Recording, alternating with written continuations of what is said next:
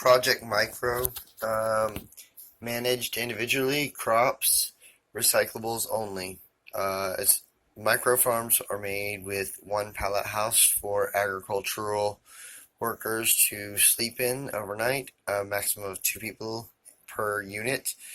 It includes a 1 acre farm, a 5 acre plot that's divided into 5 individual plots, the 4 surrounding acres, and then the single acre in the middle will be the logistics area where all the produce is deposited to the trucks to go and take out to the major stores every single day. We work on a hydroponic based system and an aquaponics based system that goes and develops blue tilapia as well as organic, non-GMO, non-hybrid, non-pesticide, great product of vegetables grown. We sell these in the community all over the place. A lot of people are really, they're pretty much sold by the time they get down there to the farmer's market because we got people that kind of sit out there and wait for us to get there. And, we sell out pretty quickly, but every time we go out to the farmer's market, we anticipate to go make about $1,500 to $2,000, and that's on a weekly basis. That does provide a six-figure income based on a 5 acre plot.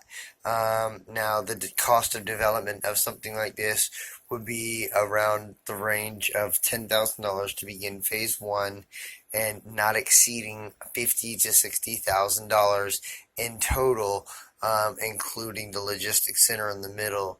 The hydroponic-based system is built out of recyclable materials. The entire pallet house contribute to I-Beam Design, NYC, they donated the schematics to the Make Better Life Choices Foundation for us to go be able to build the pallet houses.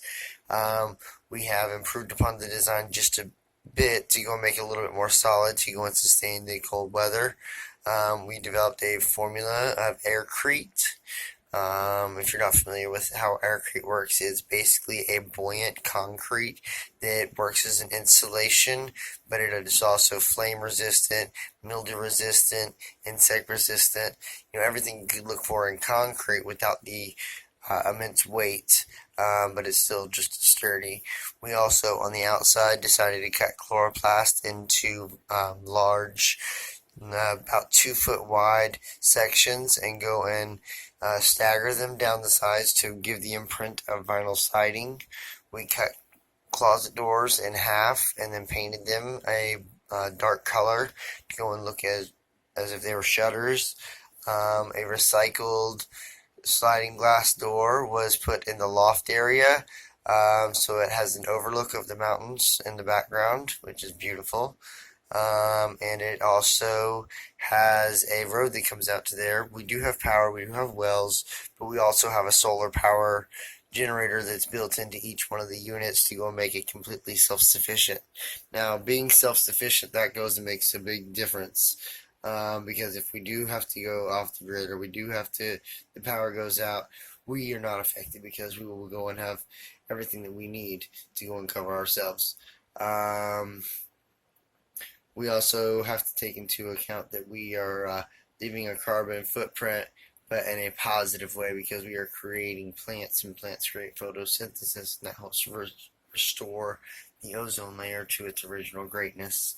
A lot of these people go and look at this as a global issue, but really you have to be the change you wish to see, and we can do it on a small scale, on a micro scale. So please help the Make Better Life Choices Foundation to go and fund a USDA or a Adams State College is where the area is in, Alamos area. If you would be interested in going and maybe providing grants or even short-term loans, what we call micro loans, micro mortgages.